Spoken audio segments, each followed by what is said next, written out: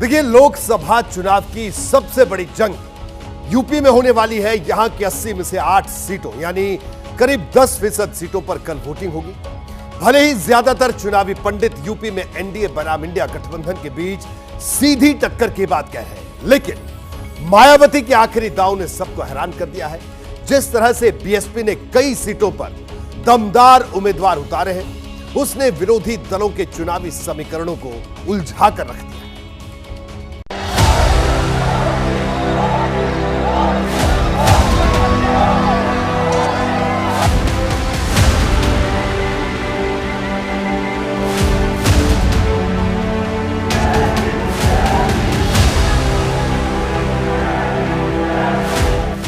जितना बड़ा राज्य उतना बड़ा सियासी सस्पेंस। 19 अप्रैल को पश्चिमी यूपी की 8 सीटों पर वोटिंग होगी और हर किसी के मन में सवाल है कि इन 8 सीटों पर मायावती की बीएसपी क्या खेला करने वाली है। बड़ी बात यह है कि इन 8 सीटों में से पिछली बार 3 सीट सहारनपुर, बिजनौर और नगीना बीएसपी जीती थी, जबकि मुरादाबाद और रामपुर ये 2 सीटें ऐसी थी जिस पर समाजवादी पार्टी का सिक्का चला था। और बाकी की बची 3 सीट जिसमें कैराना, मुजफ्फरनगर और पीलीभीत है, वहाँ बीजेपी की जीत हुई थी। इसमें मुजफ्फरनगर और कैराना ऐसी सीट थी जहाँ बीजेपी को गठबंधन ने टक्कर दी थी।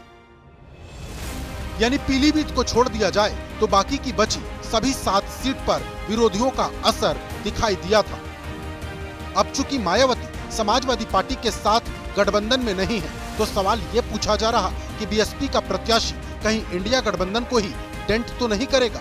मुस्लिम वोटों को रिझाने में मायावती कोई कसर बाकी नहीं रखना चाहती। जब सपा पावर में रही थी तो यहाँ पर मुसलमानों और जाटों में काफी नफरत पैदा की गई, दंगे कराए गए, लेकिन मेरी सरकार में जाटों और मुसलमानों में कोई उनमें नफरत पैदा नहीं की गई, कोई भी तनाव पैदा नहीं हुआ। ये सब आप लोगों को मालूम है। पहले चरण में यूपी में अधिकतर लोकसभा सीटें ऐसी हैं जहां मुस्लिम वोट निर्णायक है और मायावती ने इसी रणनीति के तहत प्रत्याशी भी उतारे हैं। सहारनपुर में मायावती ने माजिद अली को प्रत्याशी बनाया है। मुरादाबाद में बीजेपी और सपा के प्रत्याशी हिंदू हैं, तो बीएसपी ने यहां इरफान सैफी को उतारा है। इसी तरह रामपुर में भी मायावती ने जिशान खान को प्रत्याशी बनाकर सपा के सामने चुनौती खड़ी की है। और पीलीभीत में भी मायावती ने अनीस अहमद खान को उतारकर सपा का रास्ता मुश्किल कर दिया है। यानी पहले चरण की 8 में से 4 सीटों पर मायावती ने मुस्लिम प्रत्याशी उतारे हैं। अब यहाँ 2 रास्ते हैं। अगर मुस्लिम वोटर मायावती के साथ जुड़ा तब तो समाजवादी पार्टी की परेशानी बढ़ेगी, लेकिन अगर विधानसभा चुनाव की तरह ही मुस्लिम समाज के लोग एक तरफा अखिलेश यादव के साथ चले गए तो चिंता की लकीरें बीजेपी के माथे पर आ सकती हैं, क्योंकि मायावती की नजर अपने उसी पुराने वोट पर है जो मुफ्त राशन जैसे मुद्दे पर बीजेपी के साथ जुड़ चुका है। मायावती इसे वापस लाने के लिए जोर भी लगा रही। बीजेपी और आरएसएस के लोग गांव-गांव में जाते हैं, अपना थैला लटका लेते हैं और गांव-गांव में जाते हैं और जाकर ये कहते हैं कि देखो मोदी जी ने तो आपको खाद्य सामग्री दी है, दाल दी है, आपको चावल दिया है, उसके साथ में नमक भी दिया है। आपको मोदी जी का नमक जरूर हलाल करना है। ये नमक मोदी का नहीं है, बल्कि आप लोगों के टैक्स के पैसे का ये नमक है। इसमें मोदी की कोई मेहरबानी नहीं है। मायावती का पूरा जोर अपने कोर वोटर को दोबारा साथ जोड़ने का है, जिसमें जाटव और गैर जाटव दोनों ही समाज के मतदाता हैं। इसके अलावा मायावती ने कई सीटों पर चौंकाने वाले प्रत्याशी उतारे हैं जो पहले चरण में ही बड़ा खेल कर सकते हैं। जैसे कैराना मुस्लिम बहुल इलाका है, लेकिन यहाँ से मायावती ने राजपूत समाज के श्रीपाल सिंह को प्रत्याशी बनाया है। बिजनौर भी मुस्लिम बहुल है, लेकिन मायावती ने जाट समाज से आने वाले विजेंद्र सिंह को उतारा है। लोकल लेवल पर इनकी अच्छी पकड़ है।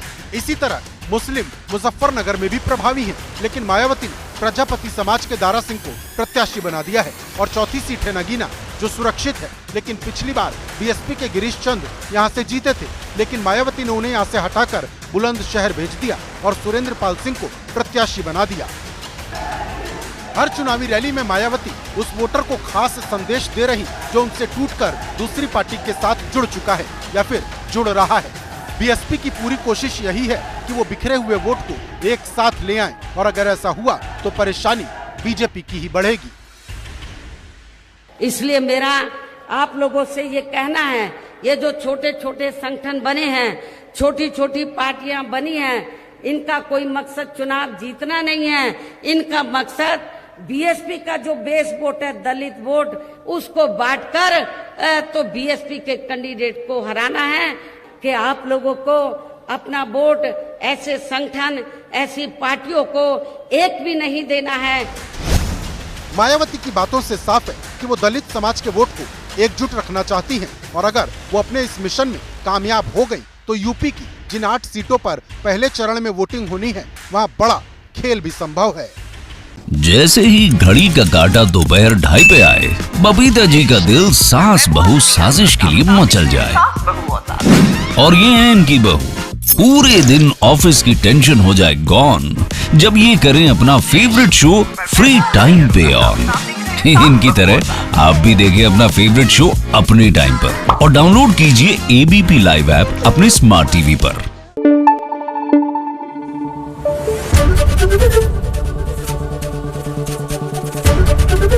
एबीपी न्यूज आपको रखे आगे।